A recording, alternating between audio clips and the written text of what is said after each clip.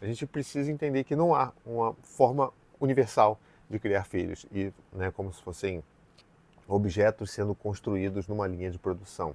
Crianças e adolescentes não merecem ser tratados com menos dignidade do que os adultos pelo fato de serem crianças e adolescentes. Se existisse uma receita perfeita para educar as crianças, seria tudo mais simples, né? Juntava os ingredientes e pronto, todo mundo feliz, satisfeito e o mundo bem melhor. Mas a gente sabe que a educação está longe de ser uma receita pronta. Como é que a gente quer filhos educados, saudáveis, felizes, mas os nossos métodos educacionais são baseados em punições, em críticas, em ameaça, humilhação. Claramente isso se mostra incoerente. Por isso que é importante frisar que não existe só a permissividade e o autoritarismo como método educacional. Educar não é uma tarefa fácil. Aliás, longe disso. A gente aperta daqui, solta dali, entre erros e acertos. É uma missão desafiadora, mas acima de tudo, um ato de amor. É estabelecer limites e dar carinho, é ensinar valores, princípios, conversar sério e ao mesmo tempo brincar. É estimular, instruir, para lá na frente ter um adulto consciente e respeitoso. Educar é preparar para a vida. A gente tem que ter em mente que nossos filhos vão crescer, que nós vamos ser demitidos desse cargo de administradores da vida deles, que a vida vai muito além desses anos que eles estão sob a nossa supervisão e responsabilidade. Então, o que nós queremos ao educar? Promover uma obediência cega ou ensinar habilidades que eles podem levar para o resto da vida? No Brasil, o relacionamento entre pais e filhos é histórico. Muitos adultos apanharam na infância, ficaram de castigo e tiveram suas vozes caladas. Eles cresceram com a ideia de que esses gestos violentos fazem parte do processo de educar. Aí muitos chegaram na fase adulta com a saúde mental abalada, inseguros ou frustrados. Por que nós fazemos com as nossas crianças e adolescentes castigos físicos e tratamentos cruéis e degradantes que no futuro, se eles forem adultos, eles não vão tolerar que alguém faça isso com eles? A lesão corporal, né? O assédio moral. Então, por que a gente continua usando essas recorrências, né, de expedientes tão cruéis para as nossas crianças e adolescentes, se no futuro tudo isso pode ser considerado crime ou até motivo para indenização por danos morais? Eu acho que a gente consegue perceber assim, na prática o tanto que os métodos de educação tradicionais estão ultrapassados e não são eficazes para construir o tipo de cidadãos que nós queremos para o mundo. Disciplina positiva, uma forma diferente de educar, de se relacionar com os filhos. Uma metodologia baseada no respeito, no equilíbrio entre a firmeza e a gentileza, onde sempre há espaço para o diálogo. Uma educação que estabelece os limites que todas as crianças precisam, mas com harmonia e reciprocidade. Seria exatamente você poder praticar uma educação firme, porém gentil. Acolher a necessidade da criança, reconhecer que ela é um ser humano dotado de vontades, poder contar com a colaboração delas, não só com a obediência cega. E quando a gente fala isso, não significa fazer todas as vontades da criança, claro.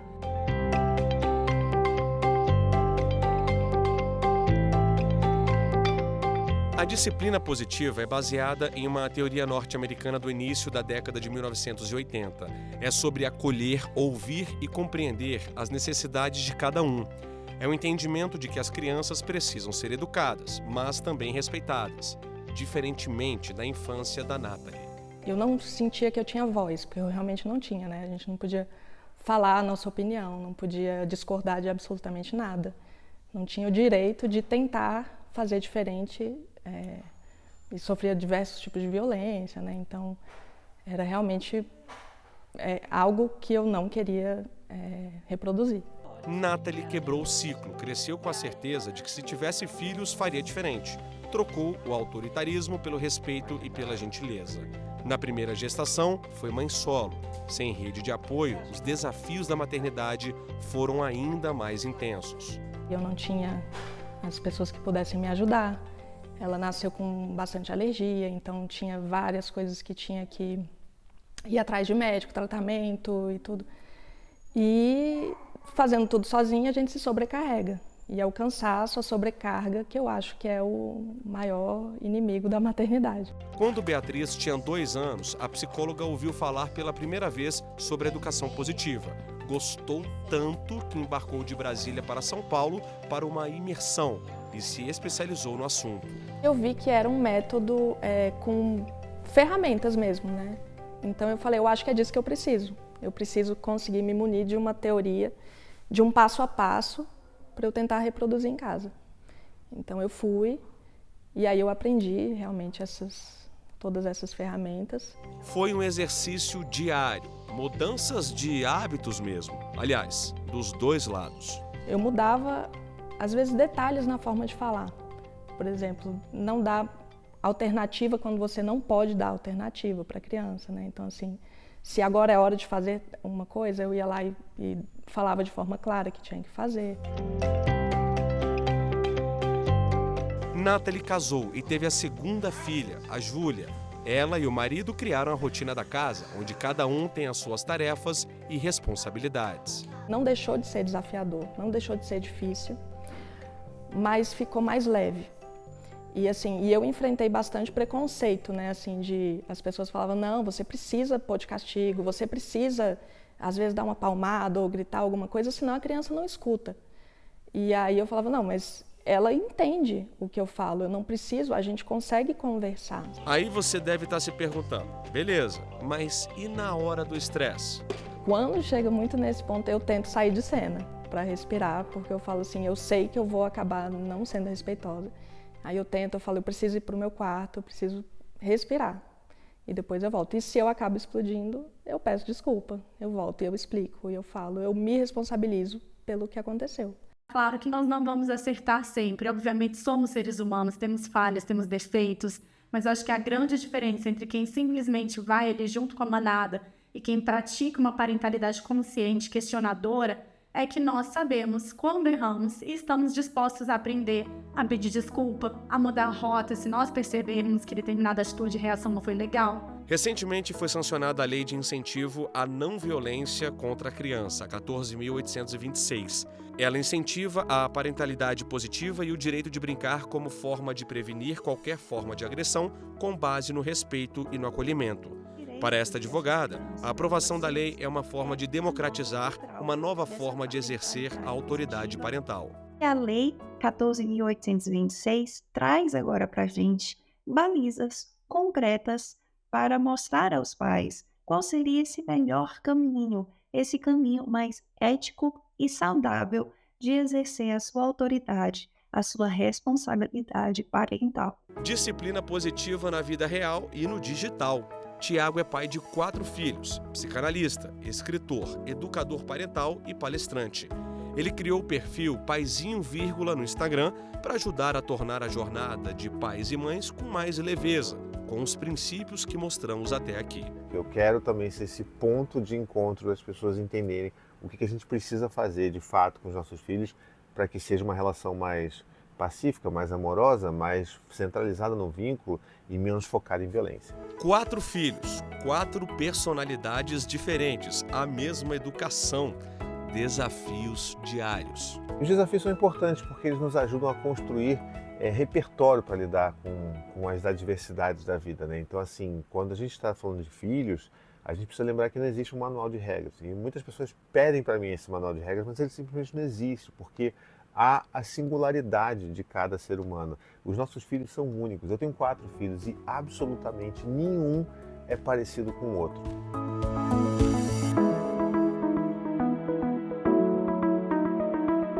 No próximo bloco, a repórter Renata Teodoro mostra como a disciplina positiva pode trazer benefícios para crianças com deficiência ou alguma condição especial. A gente volta já.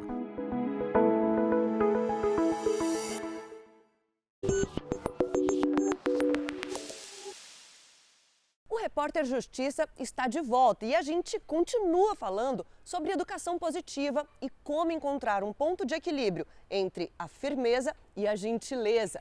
Cada criança é única e educar um filho para um mundo melhor não é uma tarefa fácil.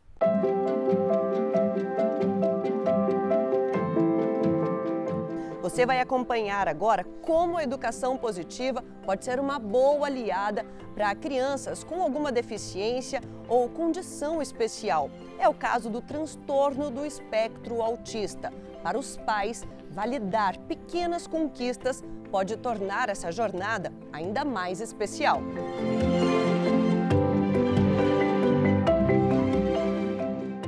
Para a gente aprofundar o assunto, eu conversei com essa psicóloga e pedi alguns exemplos práticos.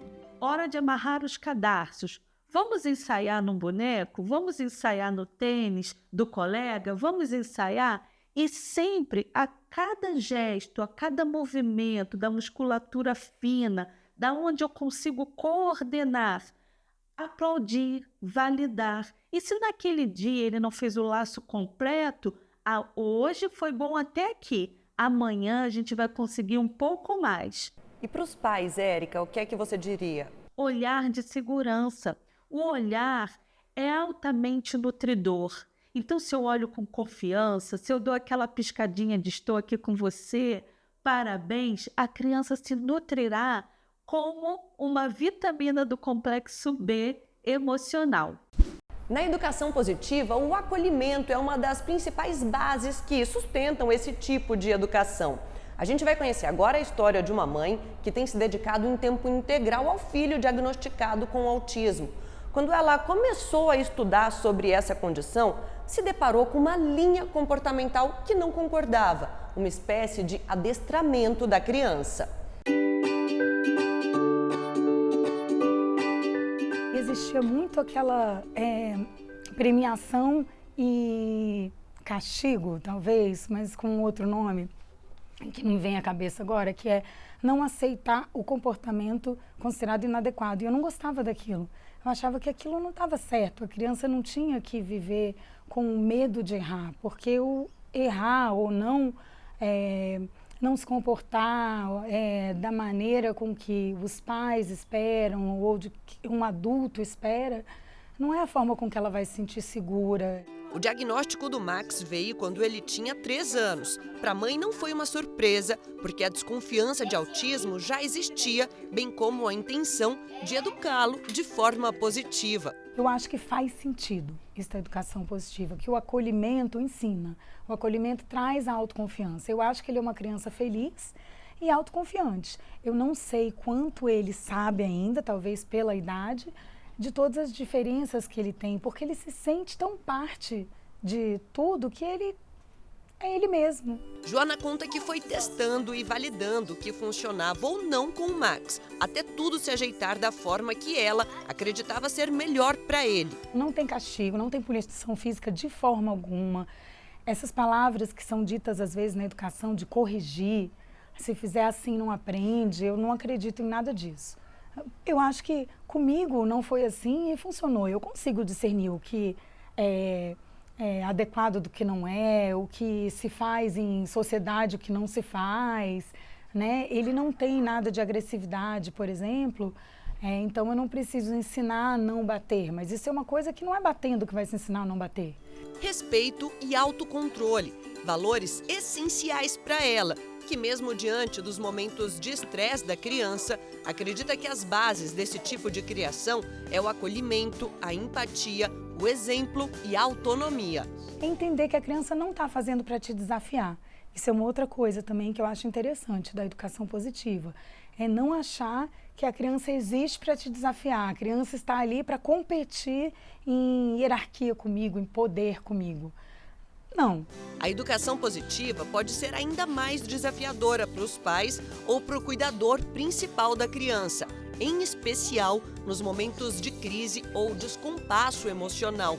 A mesma questão da regulação que se usa com a criança, você tem que tentar usar para si, né? Então, eu acho que o adulto precisa se autorregular. Se você se desregular como a criança, não vai dar certo. E se a criança parou de chorar com o grito, é porque ela ficou com medo. Ela não se sentiu acolhida, ela não se sentiu respeitada. Quando que a educação positiva passa a ser permissiva? Quando, independente do resultado, eu estou aplaudindo. Uma criança de 5 anos, ela não pode trocar essa lâmpada. E se mesmo assim Vai, você consegue. Hoje você não consegue, mas você conseguirá. E isso vai afetar. Isso é um circuito de salvação. Deixa que eu faço por você, eu faço e te aplaudo.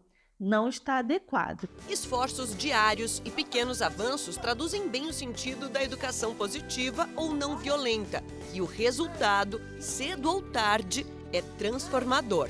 Acho que a base da educação positiva é isso, ver a criança como um indivíduo,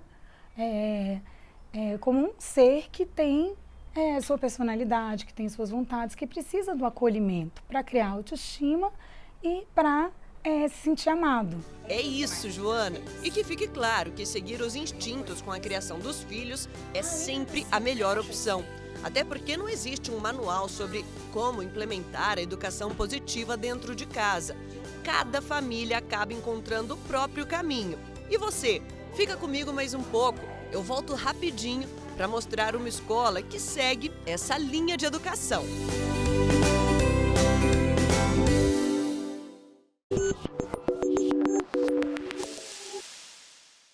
Estamos de volta e no terceiro bloco do nosso programa vamos mostrar que os pais educam e as escolas ensinam. Responsabilidades diferentes, mas que caminham juntas. A educação positiva tem ganhado espaço também nas escolas, com o mesmo conceito que mostramos até aqui. Tudo é feito por meio do diálogo e conversas respeitosas com as crianças.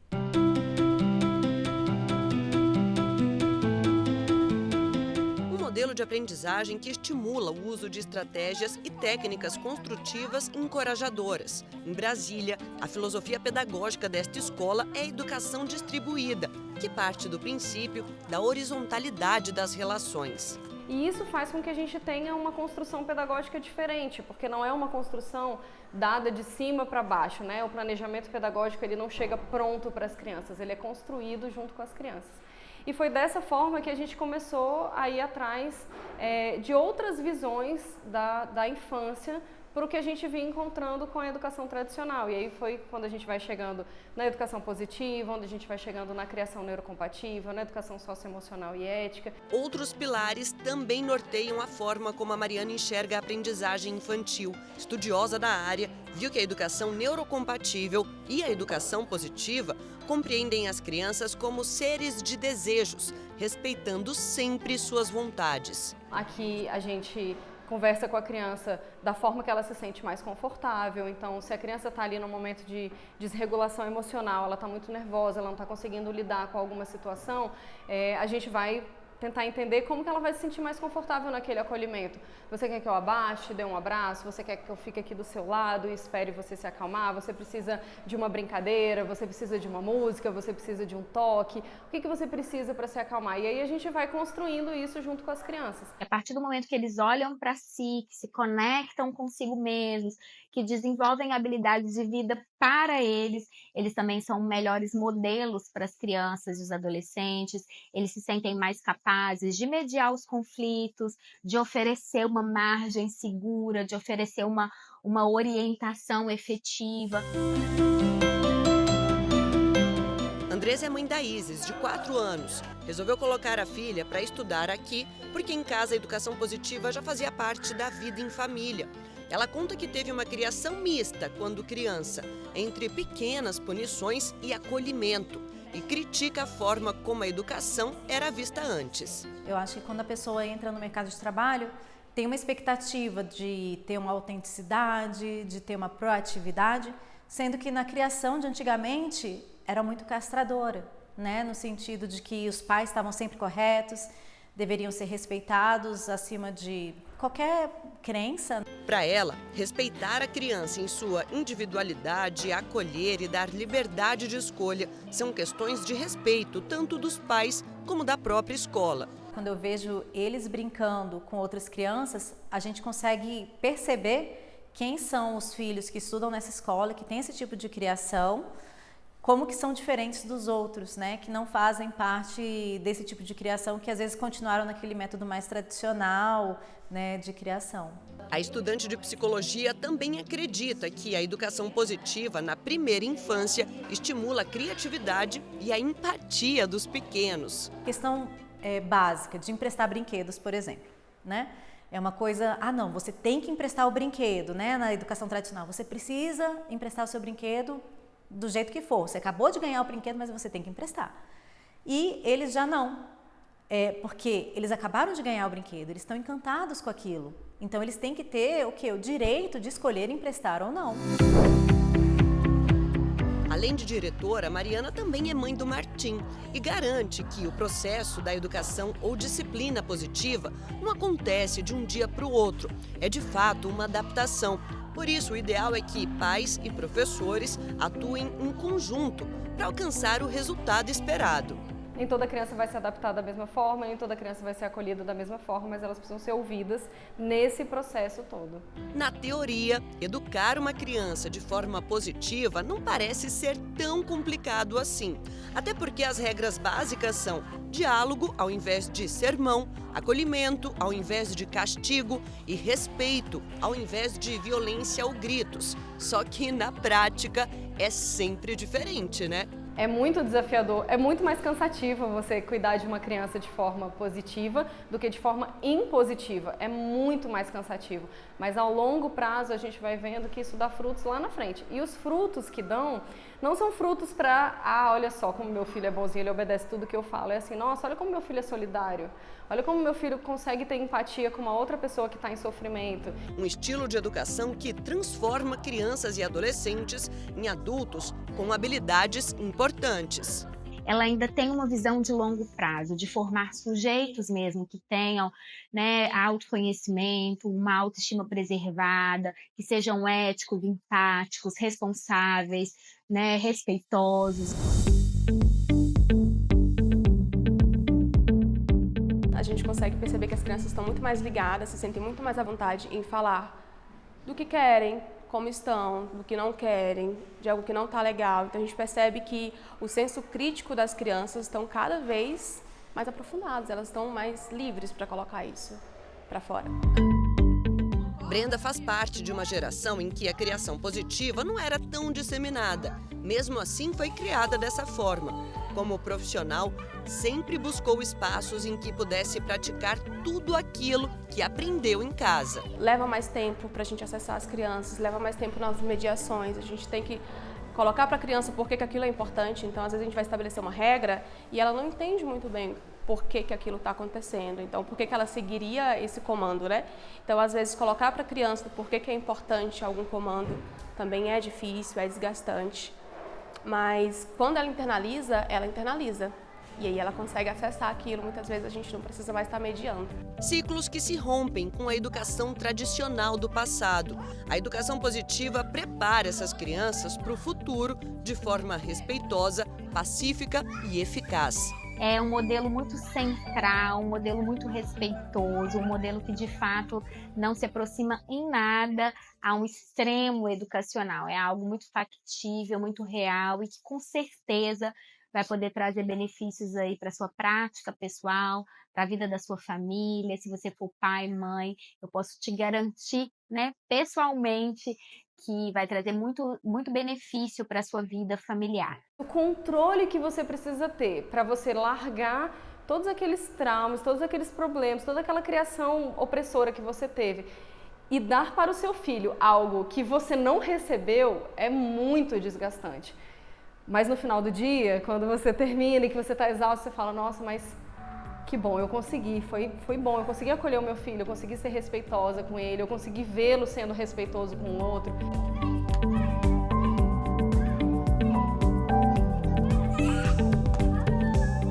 E aí, se interessou por esse modelo de educação? Nunca é tarde para mudar velhos hábitos. E assim, nessa pegada de renovação, eu encerro o programa de hoje.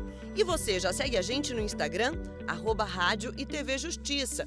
No YouTube, já sabe, o canal é o mesmo. E se quiser entrar em contato com a nossa produção, o e-mail é o repórterjustiça@stf.jus.br. Até a próxima!